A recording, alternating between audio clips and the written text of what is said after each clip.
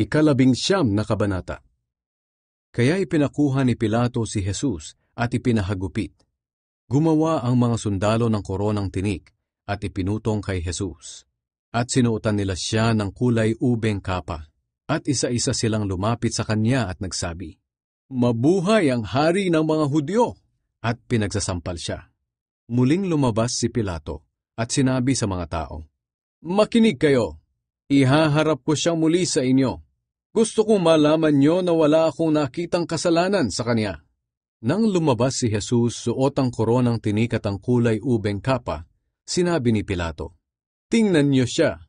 Nang makita si Jesus ng mga namamahalang pari at ng mga gwardya, sumigaw sila, "Ipako siya sa krus! Ipako siya sa krus!" Pero sumagot si Pilato, "Kayo ang kumuha sa kanya at magpako sa krus. Dahil kung sa akin lang ay wala akong makitang kasalanan sa kanya." Pero nagpumilit ang mga Hudyo, "May kautusan kami, at ayon dito, dapat siyang mamatay dahil sinasabi niyang anak siya ng Diyos."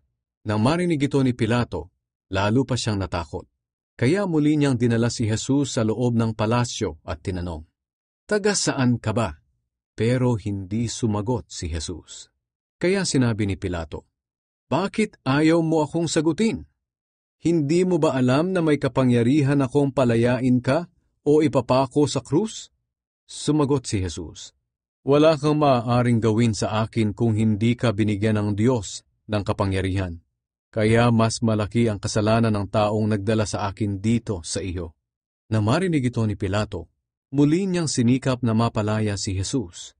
Pero nagsigawan ng mga Hudyo, "Kapag pinalaya mo ang taong iyan, hindi ka kaibigan ng emperador, sapagkat ang sino mang nagsasabing hari siya ay kaaway ng emperador." Nang marinig ito ni Pilato, inilabas niya si Jesus sa palasyo. Pagkatapos, umupo siya sa upuan ng tagahatol, sa lugar na kung tawagin ay batong plataporma, na sa wikang Hebreo ay Gabata. Bandang tanghali na noon ang bisperas ng pista ng paglampas ng anghel. Sinabi ni Pilato sa mga Hudyo, "Narito ang hari niyo." Pero nagsigawan ng mga Hudyo, "Patayin siya! Patayin siya! Ipako siya sa krus!" Sinabi ni Pilato sa kanila, "Ipapako ko ba sa krus ang hari niyo?" Sumagot ang mga namamahalang pari, "Wala kaming ibang hari kundi ang emperador." Kaya ibinigay ni Pilato sa kanila si Jesus upang ipako sa krus.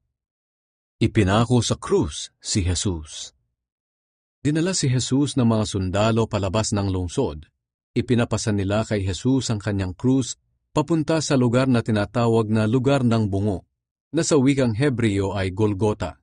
Doon nila ipinako sa krus si Jesus, kasama ng dalawa pa.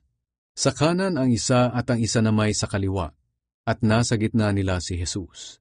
Pinalagyan ni Pilato ng karatula ang krus ni Jesus, at ganito ang nakasulat, "Si Jesus na taga Nazaret, ang hari ng mga Hudyo." Nakasulat ito sa mga wikang Hebreo, Latin at Griego. Maraming Hudyo ang nakabasa nito, dahil malapit lang sa lungsod ang lugar kung saan ipinako sa krus si Jesus. Nagreklamo ang mga namamahalang pari kay Pilato, "Hindi dapat hari ng mga Hudyo ang isinulat niyo, kundi sinabi ng taong ito na siya raw ang hari ng mga Hudyo." Pero sinagot sila ni Pilato, "Kung ano ang isinulat ko, iyon na." Nang maipako na ng mga sundalo si Jesus, kinuha nila ang kanyang damit at hinati-hati sa apat. Tig-isang bahagi ang bawat sundalo. Kinuha rin nila ang damit panloob niya. Hinabi ito ng buo at walang tahi o dugtong. Sinabi ng isang sundalo, "Huwag na natin itong paghatian. Magpalabunutan na lang tayo kung kanino ito mapupunta." Nangyari ito upang matupad ang sinabi sa kasulatan, "Pinaghati-hatian nila ang aking damit, at nagpalabunutan sila para sa aking damit panloob." At ito nga ang ginawa ng mga sundalo. Nakatayo malapit sa krus ni Jesus ang kanyang ina, ang kapatid ng kanyang ina, si Maria na asawa ni Clopas, at si Maria na taga Magdala. Nang makita ni Jesus ang kanyang ina na nakatayo roon katabi ng minamahal niyang tagasunod, sinabi niya, "Babae, ituring mo siyang anak." At sinabi naman niya sa tagasunod niya, "Ituring mo siyang ina."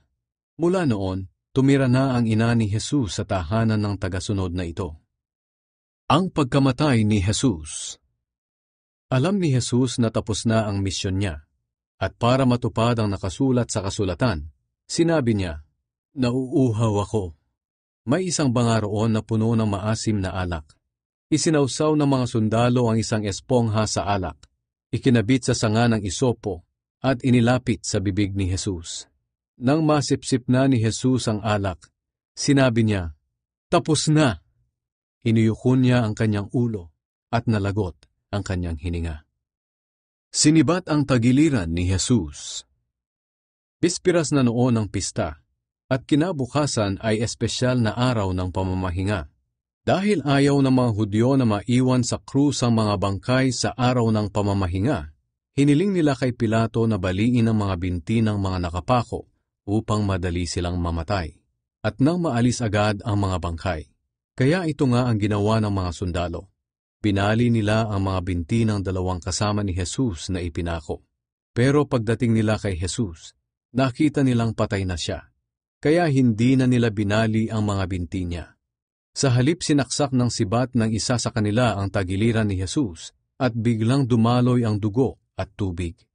Nakita ko mismo ang mga pangyayari at isinasalaysay ko ito sa inyo. Totoong nangyari ito, kaya alam kong totoo ang mga sinasabi ko. Isinasalaysay ko ito upang sumampalataya rin kayo. Nangyari ang mga bagay na ito upang matupad ang sinasabi sa kasulatan. Walang mababali ni isa man sa kanyang mga buto. Sinasabi rin sa isa pang bahagi ng kasulatan. Pagmamasdan nila ang taong sinaksak nila.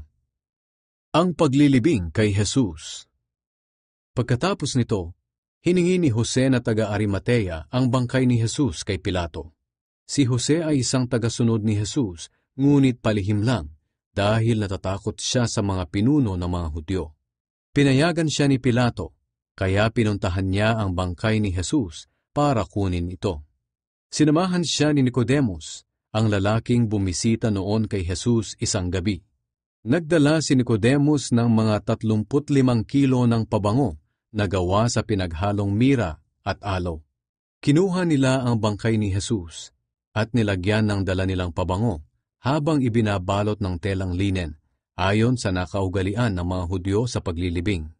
Sa lugar kung saan ipinako si Jesus ay may halamanan, at doon ay may isang bagong libingan na hinukay sa gilid ng burol na hindi pa napapaglibingan.